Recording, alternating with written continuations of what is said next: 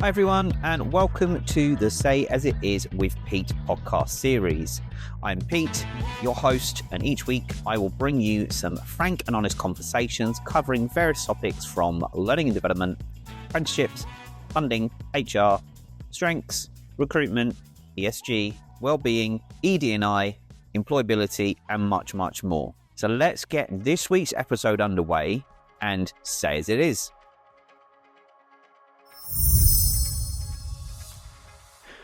Hey everybody, and welcome to a episode of Say As It Is with Pete, and this is season 5. Now, just to clarify, I have been a little bit AWOL recently, as I have been extremely busy with work and life and other bits and pieces.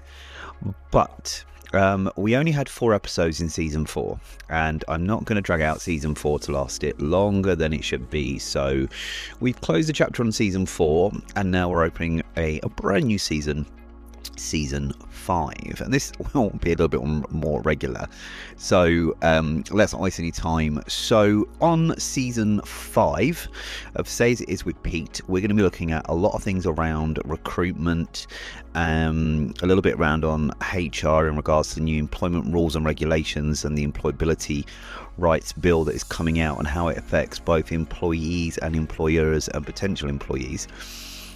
But also, we're going to look at, as I say, recruitment, apprenticeships, and the employee rights bill, as there's lots of things happening, and we need to kind of, I think, tackle them. So, in this episode, I want to talk about something that is kind of bugging me at the moment.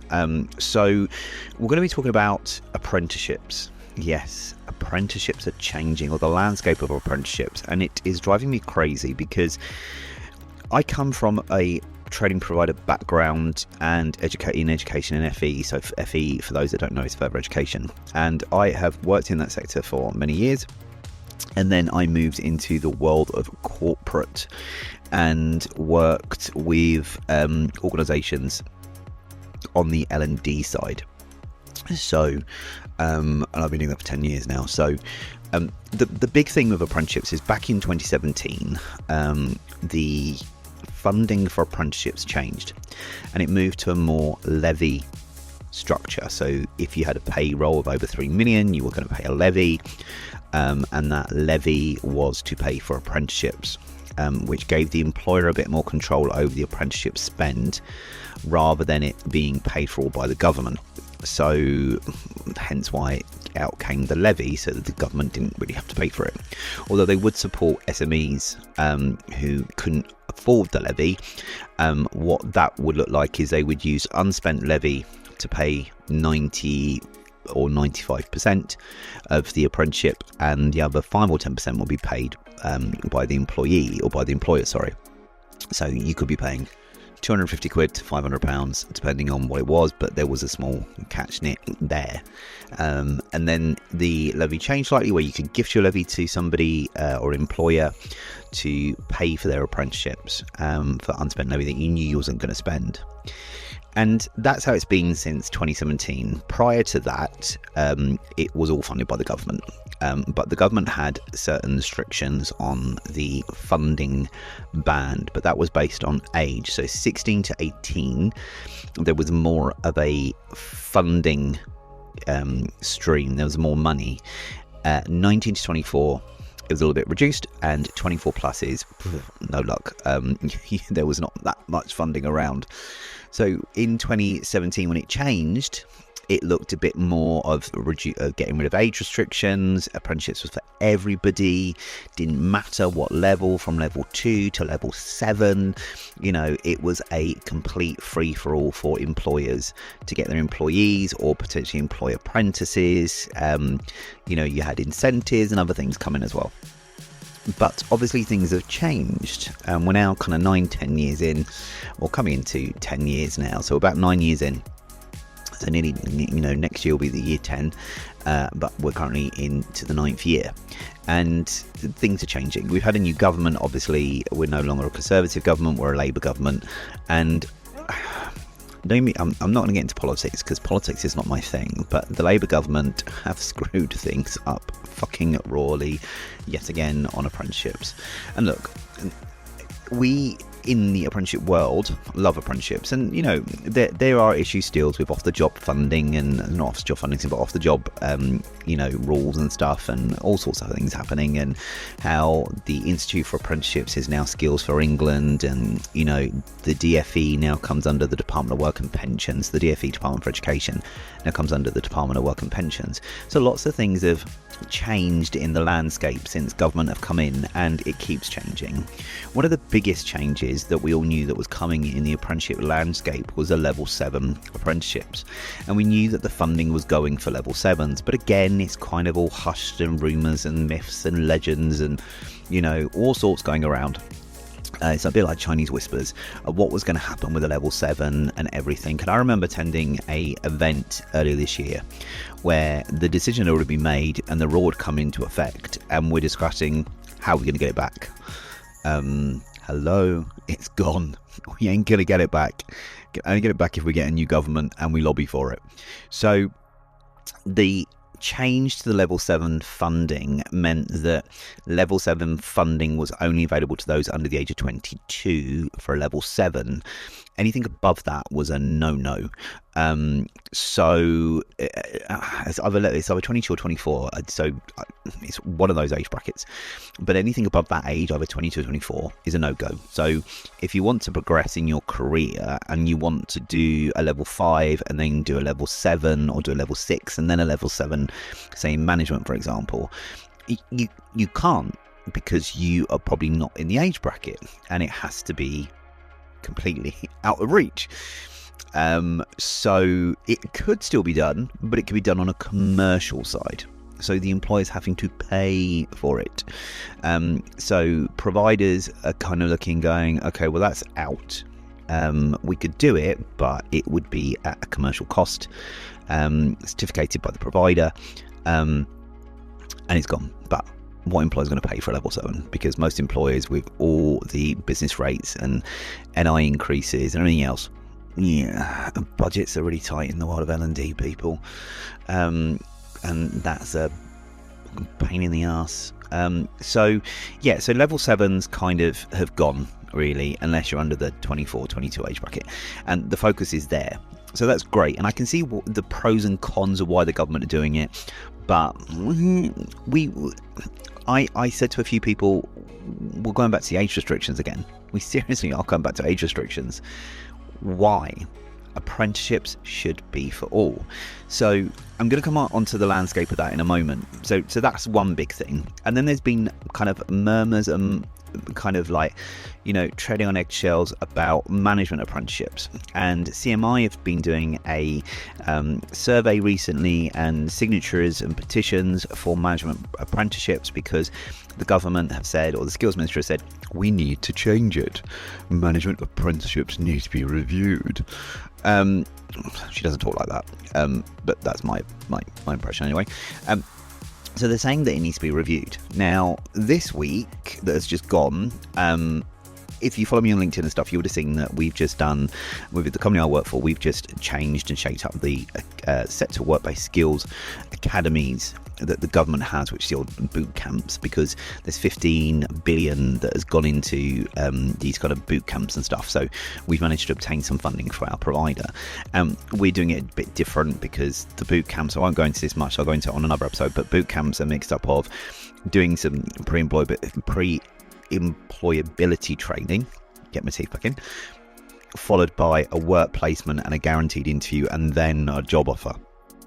Bullshit. Whoever comes up with these fucking crazy ideas are nuts, and I'm sorry to say this. Why?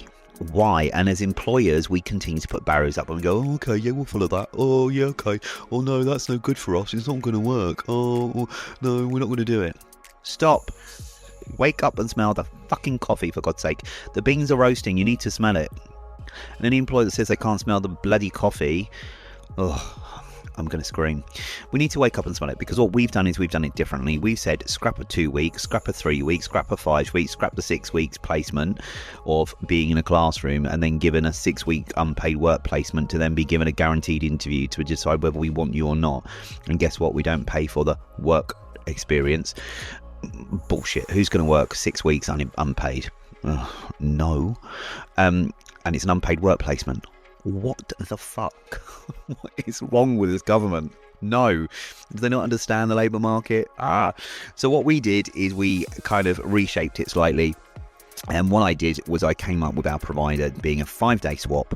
So 4 days in the office, where it's really full on and intense, a 4-day course, with the 5th and final day being a demonstration within the hotel of the actual job itself. Then back to the office, a bit of a day in the life and our expectations within the role for interview and then acceptance. But what I did this time is, because I spent the Monday to the Friday with the group, absolutely loved them, saw them come out of their shell, I gave them a job. So they're all going to work. So the set-based work academies can work, and it goes into an apprenticeship. But again, I need those apprenticeships there, and I need those career routes there. But during this week, it was announced very briefly from the provider I work with that we need an urgent planning call that's coming up this week about management apprenticeships, because there's already been discussion and there's potential 15, that's right, 15 management apprenticeships going. It's not clear finally which ones, but that can be team leader supervisor, that would be level, so that's level 3s, level 5s, level 6s, and even level 7s, all gone. Yeah, we know level 7's gone anyway, but level 3, 5 and 6. Holy frickamoly. And possibly a level 2 management as well. What the fuck? Which, if you take away 15 management apprenticeships, there are some providers out there that are solely management apprenticeship providers. They are going to close overnight. And the government are initially saying, get all your enrollments done within the next 6 months, and then that's it. You're done. You can enroll for the next 6 months, then you're done, and then that's it, no more. So providers will finish off their learners and they're done. So it puts people in that form of redundancy, consultations, restructures. It's not needed, and there's going to be a lot of apprenticeship tutors, trainers up for going in the labour market again. What the hell? What the hell? So the government, in my eyes, excuse my French for all of this podcast, are fucking up the apprenticeship system, because their focus again is saying, oh well, look, we need to focus on 16 to 19 and then kind of, you know, or 16 to 18, sorry, and then we then need to focus on the 19 to 24-year-olds, and any above that age, forget it, because we need more younger people into work. Least they forget NEET, not in education, teaching or training. And there's a big number of NEET people that we don't have access to, and they're of all ages, from 16 upwards. So being able to offer swaps, obviously you have to be 19 and above, but when you start cutting people out of apprenticeships and going back to age restrictions, what the fuck? The levy is to the employer, not for government. But also, the fun of this is the government are also changing the funding that we have as employers. And we say the levy, and the levy actually comes from our payroll, from an employer's payroll. And some people have a shitload of money in their levy account, which they don't spend and they lose. And normally, when we get paid the money, say in February, we have 24 months to spend February's money. So it's normally spent, which is great. But they're changing it now so that when February's money comes in, it needs to be used in 12 months. So we need to use it up by the end of January next year. So they're reducing the time we have the money in our account, and they are restricting the number of apprenticeships we're having. And then they are focusing everything on 16 to 24-year-olds and hoping that employers will just employ 16 to 24-year-olds. But what about the 25 pluses in the labour market? What are we going to do with them? And unfortunately, I can see a lot more apprenticeship levy being wasted and going back to the government. So, hey, they've got to make their money up in that black hole from somewhere. And guess what, employers? It's coming out of our pockets. So the levy, when it came out originally, is this a tax? And people saw it as a tax, but actually over time, over the 9 years, the view has changed and it's being used more effectively and it's being turned around on its head. But all that's now gone to pot because the government are saying, well, you've got to focus on 16 to 24-year-olds and give them a job and put them onto apprenticeships and hey. But also the government's back out on this as well. It's going, well, actually, you can do apprenticeship units. So that's taking units from apprenticeships and delivering them either in a week, 2 weeks, 4 weeks, so a month, 2 months, depending on the unit.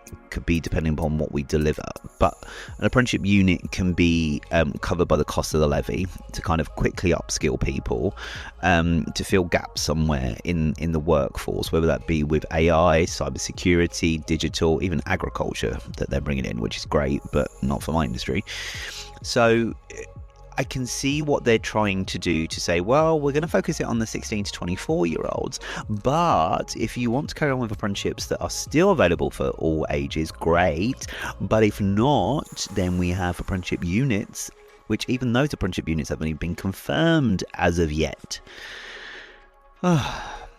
So, as this podcast always revolves around say as it is, I'm going to say as it is.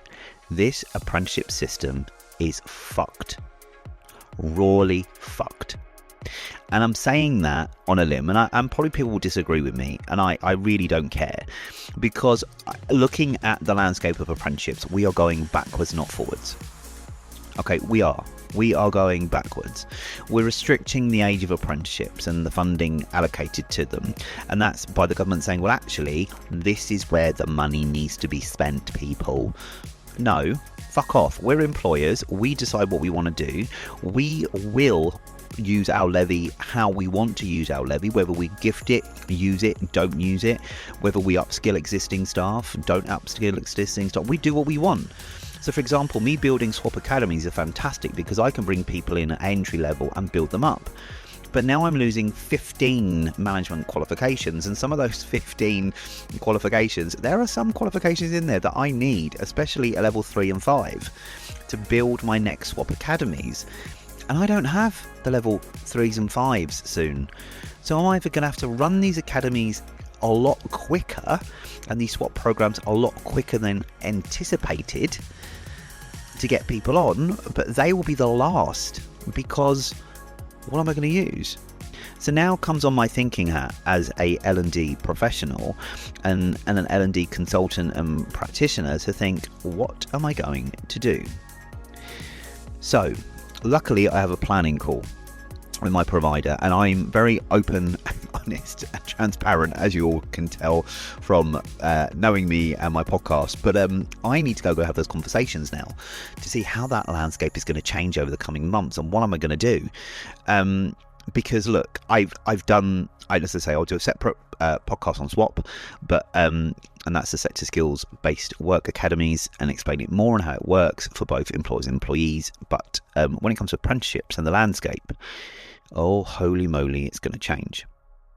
So this coming week, I have two meetings, a planning meeting with my provider that we're using now, of how our swaps and academies and stuff are going to work, because it's going to be a nightmare. And following this, I've then got a face-to-face meeting with another provider about apprenticeships, and I'm going to have an interesting conversation with them and see what happens. And I may do a follow-up to this one, because I think it is going to be a bugbearer. So whether you're an employer or an employee, or somebody that is searching for jobs and looking for apprenticeships, let me just clarify things for each of those categories. So if you are a individual that is unemployed looking for an apprenticeship, keep looking. Don't stress right now, because you can still get onto apprenticeships, because not obviously a level 7, but you can still do an apprenticeship. So why you still can, and why those qualifications are still out there, apply for those apprenticeships. Get yourself on an apprenticeship. There is no age restriction to apprenticeships, and any employer that says there is, I will kill them. But for you, an apprenticeship is a great way to get back into industry, a great way to upskill, but also an apprenticeship is a great way to start your career in a new industry. And look, I've got people that are on the swap program that are now joining my company that are at a certain age where this is a whole new career for them, and they're prepared to take the plunge and start at the beginning. Perfect. That's what I want. And that's how you should sell yourself. So if you are looking to do an apprenticeship or get into an apprenticeship, get into it as soon as possible and do it. Yeah, because also apprenticeships now, the length is changing. So a 12-month can be done in 8 to 9 months, an 18 months can be done in 12, a 24 can be done in 12 to 18 months. So the length for an apprenticeship has changed and is changing. So now's a good time to get your ass off the sofa, search for a job as an apprentice and do the job. Now, I know that you think I don't want to be an apprentice, but the apprentice wage is shit, and I'm sorry, it is shit. £8 something. It's ridiculous. You'll find that most providers won't work with companies that pay the apprentice wage. They'll rather work with somebody that pays minimum wage above. So look for those ones, okay? Because if you see an apprenticeship at like £8 something, avoid. Look for those that are paying more, okay? So if you are looking for work, then take up an apprenticeship while you can. Do it. For an employee, if you're looking to upskill and you're looking to upskill your management skills, etc., or you're looking to progress your career and take that journey, speak to your L&D department, speak to your HR department, speak to your apprenticeship team. Get yourself on an apprenticeship now. Do it while you can, especially with the management apprenticeships, because they are going. So be the last lot to get on there and really get on there on a level 3, on a level 2, 3, 5 and 6, for example. Get on them and do them now, because you should. Now, remember, if you're doing a management apprenticeship, just make sure you do the level, if you're looking at level 3, have a read of it first to see if it's worth you doing it, because when you do your skill scan, if you know 75% or more on a skill scan, and you say you know all of this, then do the next level up, because it's going to be challenging. It'll stretch and challenge you.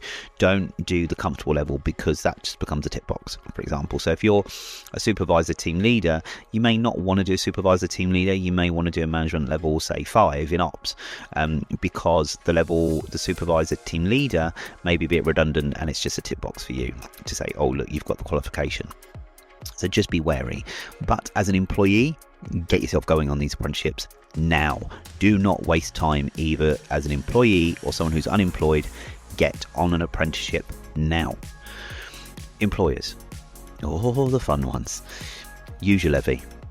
There are so many changes coming to your levy in the landscape for apprenticeships. If you are not keeping up to date, then you need to. As I say, wake up and smell the coffee. It's brewing in the kitchen. Start smelling it, okay? Because you need to make sure you're up to date with this, because there are things in the funding rules that are changing, so making us more accountable for making sure that we are audit ready. And I will do another episode on funding rules for employers. But you have to understand, we've got to be audit ready. We've got to make sure that we have everything in place. You've got to be aware that your funding is going to be changing. So anything that hits your account, say in whatever levy hits your account, you've only got 12 months to spend that funds, or you lose it. The management apprenticeships, there's 15 of them going. So you're only going to have a short window of opportunity to use your levy as much as you can to upskill your existing workforce. And as I referenced to somebody, to those that are existing employees, if you've got supervisors or managers, for example, put them on the next qualification up to what you're thinking, because it may be that actually a team leader supervisor is probably not right. It may be a management level 5 or level 4 or 5 you might need, rather than a level 3, because it's just a tick box. If you're thinking of building internal academies to bring in a pipeline of people who are fresh out the box into management, do it now. Utilize the swap funding, and you can speak to providers, and you can listen to another podcast that I'll do about what all that's about. Utilize swap funding from the government, and your provider can talk to you about that. But utilize your apprenticeship levy. Spend your levy now. Get as many people onto the management apprenticeships as you possibly can. Remember, and this goes for everybody on this podcast, remember, functional skills is optional. It's not mandatory, it's optional. It's down to the employer if they did want somebody to have functional skills, but it's optional to the individual. Okay, so you've got to make sure that as an employer, you're utilizing your funding a lot more. better and you're spending it better because of those changes, and that you have read the new funding rules that have come out for 25-26. Also, you put as many people as you can upskilling or bring into management apprenticeships, because you don't have long to get people on them, probably less than 6 months.